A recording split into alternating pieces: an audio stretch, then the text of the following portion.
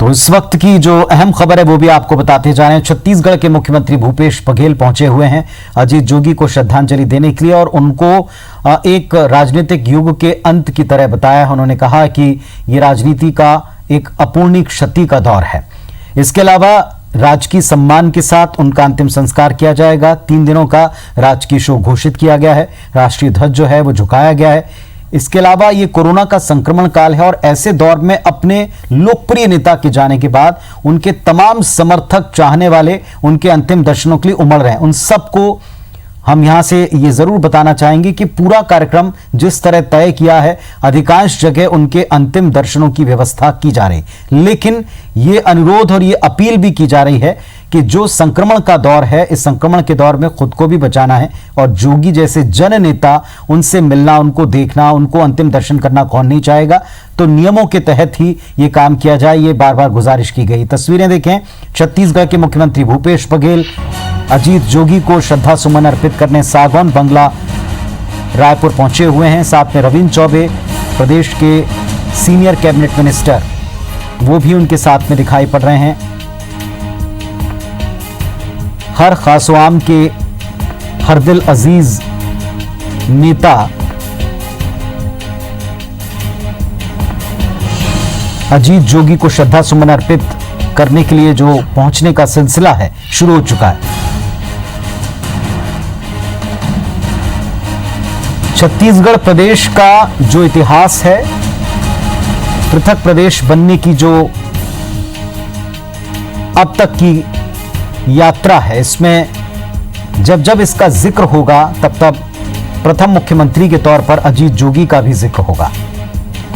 सहमति, असहमति, आरोप और विरोध, ये सब राजनीति का एक हिस्सा है, लेकिन इन सब से परे, इन सब से ऊपर अजीत जोगी की शख्सियत, उनकी जिंदा दिली, उनका अंदाज, उनकी एकदम देसी शैली, ये उन्हें सबके दिलों के करीब पहुंचाती है। और ये हर तस्वीर जो जोगी से जुड़ती उसमें नजर आ रही है।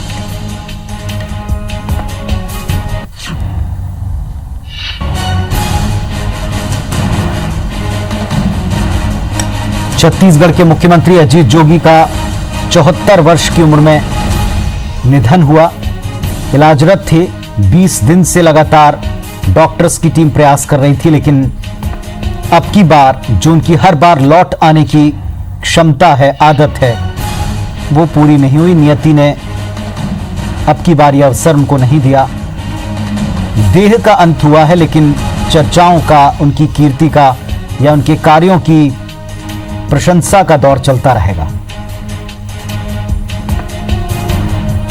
छत्तीसगढ़ के मुख्यमंत्री भूपेश बघेल प्रदेश के पहले मुख्यमंत्री अजीत जोगी को श्रद्धा सुमन अर्पित करने पहुंचे हैं और उनके साथ ही रहे, लंबे वक्त तक साथ चले नेताओं में जिन नेताओं का शुमार होता है उनमें भूपेश बघेल और रविंद्र चौबे भी हैं। दोनों पहुंचे हुए हैं अजीत जोगी को श्रद्धांजलि देने के लिए। कांग्रेस पार्टी से लंबा नाता रहा अजीत जोगी का। 4 वर्ष हुए हैं जब अजीत जोगी ने अपनी एक अलग धारा चुनी, एक अलग पार्टी बनाई, लेकिन इसके पहले तक राजनीति की शुरुआत ही कांग्रेस पार्टी से हुई थी।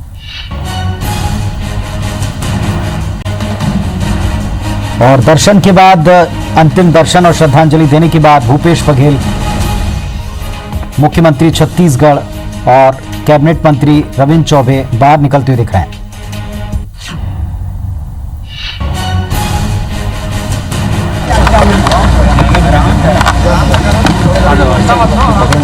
अरे यार कैमरा आगे हो जा रहा है। योगी जी के जीवन को यदि बारीकी से देखें तो 3 हिस्सों में मैं देखता हूँ। एक अच्छे मेधावी छात्र के रूप में, दूसरा एक दक्ष प्रशासनिक अधिकारी के रूप में और एक अच्छे राजनेता के रूप में उन्होंने काम किया।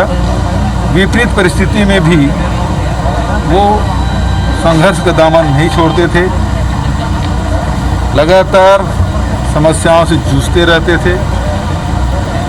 बहुत ही जीवट, बहुत ही संघर्षशील व्यक्तित्व के धनी, हमारे छत्तीसगढ़ के माटी पुत्र, और उसके जाने से छत्तीसगढ़ को अपूर्णीय क्षति हुई है। मैं शोकाकुल परिवार के प्रति और उनके आत्मा को शांति के लिए ईश्वर से प्रार्थना करता हूँ।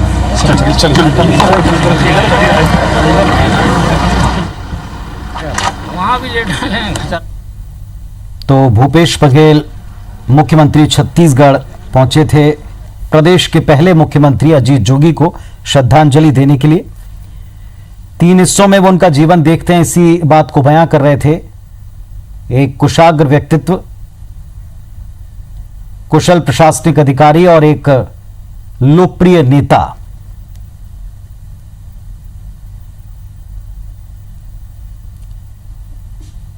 अंतिम दर्शनों के लिए उनकी पार्थिव देह सागौन बंगला रायपुर पर रखी गई है। हर खासोआम पहुंचकर उनके अंतिम दर्शन करने का अभिलाषी है, लेकिन सबसे संक्रमण काल में नियमों और डिस्टेंसिंग का पालन करते हुए उनके अंतिम दर्शनों की व्यवस्था का निर्देश है।